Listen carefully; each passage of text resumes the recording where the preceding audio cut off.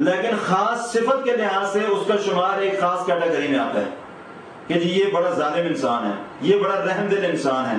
یہ بڑا مظلوم انسان ہے، یہ بڑا سخی انسان ہے، یہ بڑا متقی اور پرہیزگار انسان ہے۔ اب دیکھیں کتنی کیٹیگری ہیں انسان، یہ لیکن کیٹیگریز بنتی جا رہی ہیں۔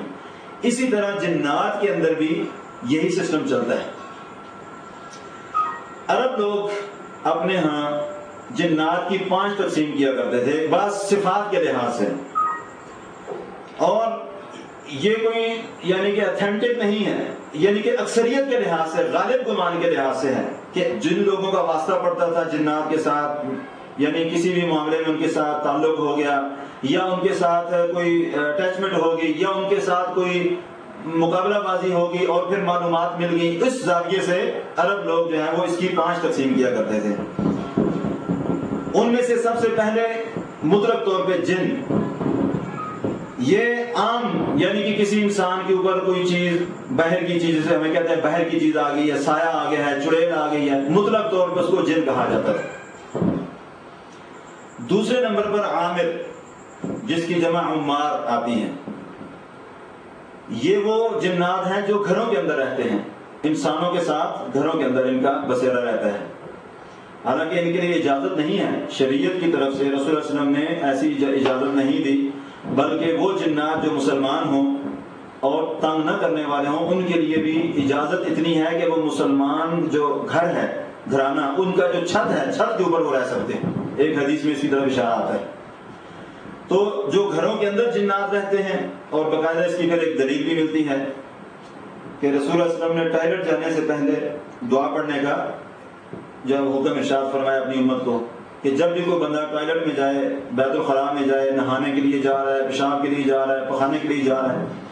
تو وہ کیا دعا پڑھے؟ بسم اللہ اللہم انی اعوذ بک من الخبث والخبائث۔ اس کا مطلب یہ ہے کہ وہاں پر اس طرح کی مخلوق ہے، جن مرد اور جن عورتیں، جنات، اسی لیے رسول اللہ نے فرمایا کہ ٹوائلٹ جانے سے پہلے یہ دعا پڑھو۔ پھر ایک اور روایت، ایک غالباً طبرانی کے اندر ہی آتی ہے وہ بھی، کہ اس میں یہ ذکر آتا ہے کہ ہر انسان، چاہے عورت ہے یا مرد، وہ جب بھی اپنے کپڑے تبدیل کرنا چاہتا ہے، اپنے کمرے میں ہے، کسی بھی کمرے کے اندر ہے، گھر میں ہے، دفتر میں ہے، کہیں بھی، تو اپنے کپڑے اتارنے سے پہلے، اب دیکھیں ہمارا اسلام کتنا پیارا مذہب ہے کہ جو اپنے ماننے والوں کی اس حد تک کیئر کرتا ہے، ان کی رہنمائی بھی کرتا ہے کہ کسی زاویے سے ان کو نقصان نہ پہنچے، ہر طرف سے خیر ہی خیر ہو۔ اسی لیے تو اس کا نام اسلام یعنی سلامتی رکھا گیا۔ اب اس حدیث میں کیا ہے کہ جب بھی انسان کپڑے چینج کرنے کا ارادہ کرے، اتارنے کا ارادہ کرتا ہے، تو اتارنے سے پہلے وہ کیا پڑھے؟ بسم اللہ ستر من اللہ۔ جب وہ بسم اللہ پڑھ لے گا اور ساتھ ستر من اللہ کہہ دے گا، تو وہ مخلوق جو اس گھر کے اندر، اس کمرے میں، اس ٹوائلٹ میں، جہاں بھی وہ رہ رہی ہے، جہاں وہ کپڑے بدلنا چاہتا ہے، تو ان کے درمیان اللہ سبحانہ و تعالیٰ ایک پردہ حائل کر دے گا۔ یہ بسم اللہ پڑھنے سے، اگر پوری یاد ہو بسم اللہ ستر من اللہ تو یہ پڑھ لیا جائے، اگر پوری دعا نہیں یاد تو صرف بسم اللہ پڑھنے سے بھی اللہ انشاءاللہ یہ کام ہو سکتا ہے کہ اللہ سبحانہ و تعالیٰ درمیان میں اس مخلوق کے دیکھنے سے ایک آڑ بنا دیتا ہے، رکاوٹ کھڑی ہو جاتی ہے۔ تو ان کو کہا جاتا ہے عامر، یعنی جو گھروں کے اندر جنات رہتے ہیں۔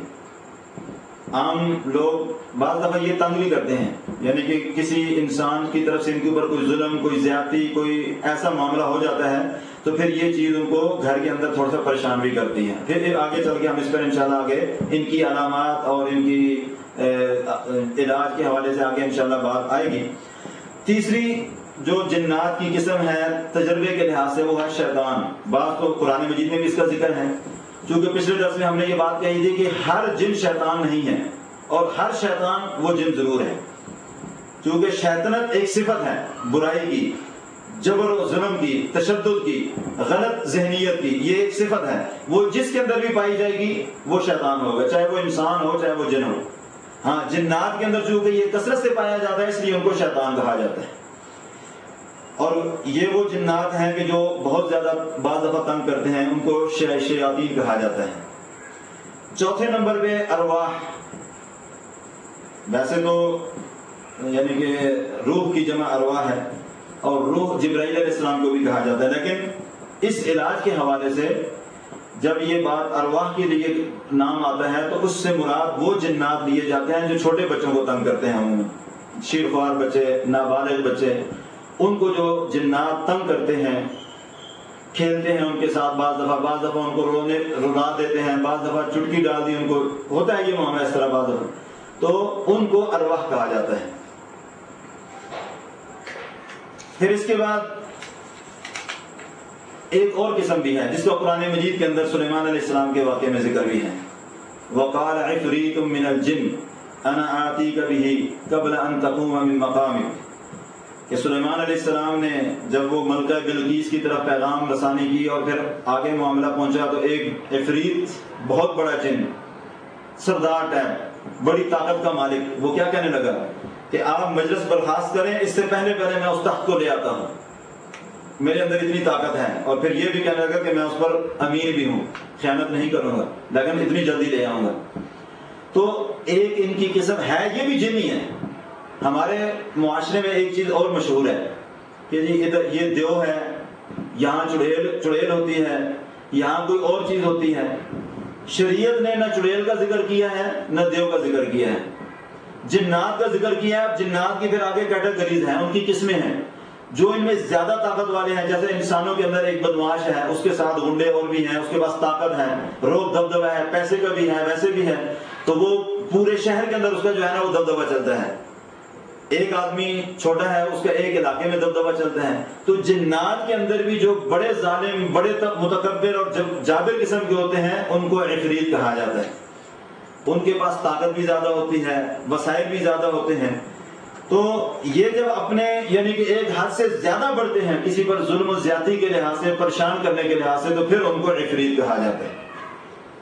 تو یہ ہے ایک کس تقسیم جنات کی، اس لحاظ سے کہ جو تجربے کے لحاظ سے اور بعض دلائل کے لحاظ سے سامنے آتی ہیں۔ اس کے بعد مزید ایک آگے تقسیم چلتی ہے، یہ میں اس لیے بیان کر رہا ہوں کہ ہمارا چونکہ انسانوں کو اس چیز سے معرفت ہونی چاہیے کہ جو ہمارے مقابل میں دوسری مخلوق ہے وہ کس کیٹیگری کی ہے،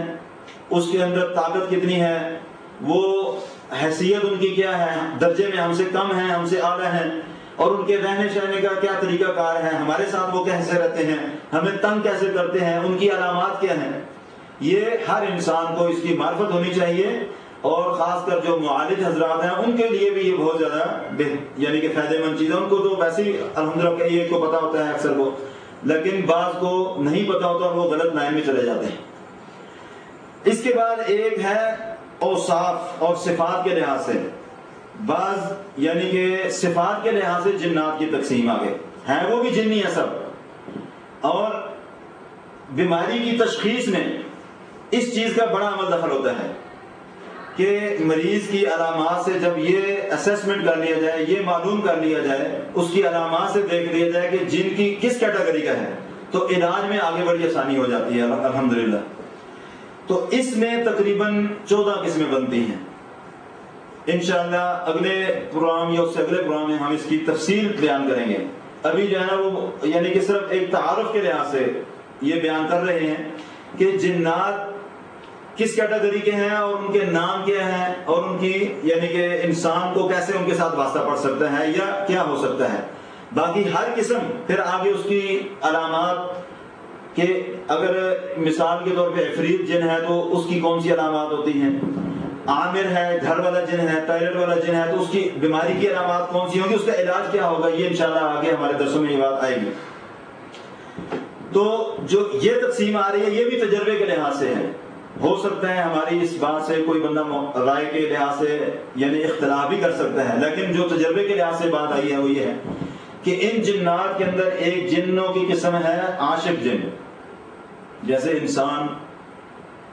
بعض دفعہ مرد سے محبت کرتا ہے،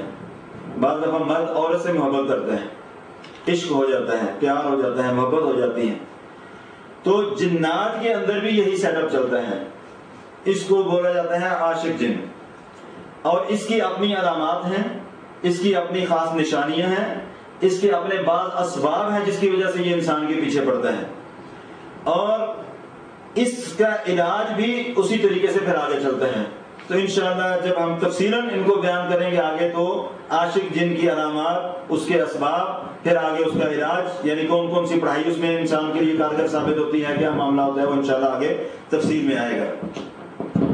اس میں مین چیز یہ سامنے رکھے کہ عاشق جن جو ہوتا ہے وہ جلدی ظاہر نہیں ہوتا مریض کے اوپر، مریض کے اوپر عاشق جن جلدی ظاہر نہیں ہوتا، علامات سے محسوس ہوتا ہے کہ اس کے ساتھ یہ معاملہ ہے، وگرنہ بعض دفعہ حاضر ہو جاتا ہے، لیکن اس صورت میں کہ جب اسی جن کو جادوگر استعمال کرے، یا وہ کمزور ہو،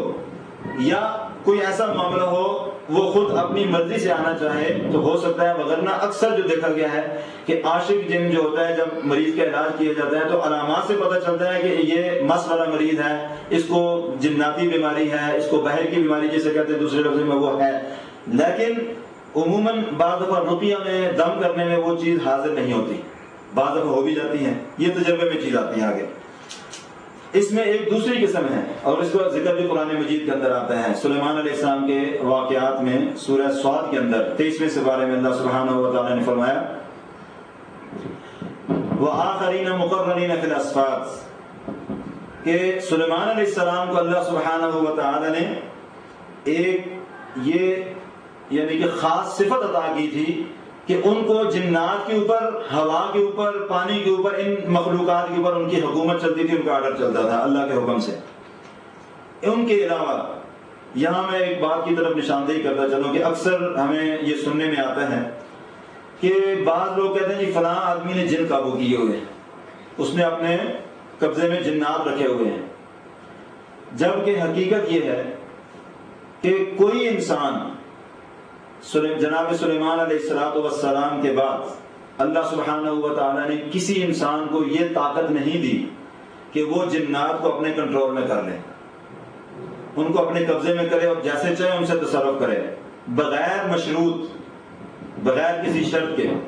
ہاں ہمارے معاشرے میں جو اکثر دنیا میں جو آج سیٹ اپ چل رہا ہے، جس کا مشہور یہ ہے کہ جی فلاں آدمی کے پاس جنات ہیں، موکلات ہیں، اس نے قابو کیے ہوئے ہیں، مین اس میں بیس ہوتی ہے کہ ان کا ایگریمنٹ ہوتا ہے ان کے ساتھ، ان کے ساتھ کنٹریبیوشن ہوتا ہے، تعلق ہوتا ہے کہ کچھ وظائف کے ذریعے، کچھ غلط اعمال کے ذریعے انہوں نے ان کے ساتھ تعلق قائم کر لیا ہوتا ہے کہ ہم آپ کی ڈیمانڈ پوری کریں گے، آپ ہماری ڈیمانڈ پوری کریں، وگرنہ بعض دفعہ وہی جن اس کو نقصان بھی پہنچا دیتا ہے بندے کو جو اس طریقے سے ان کے ساتھ تعلق کرنے والا۔ انشاءاللہ اس کی بھی آگے تفصیل آئے گی ہمارے۔ تو سلیمان علیہ السلام کو اللہ سبحانہ و تعالیٰ نے یہ طاقت دی تھی کہ وہ جنات کو قابو کرتے تھے، قید بھی کر لیتے تھے، بیڑیوں میں جکڑ دیتے تھے، اور ان کو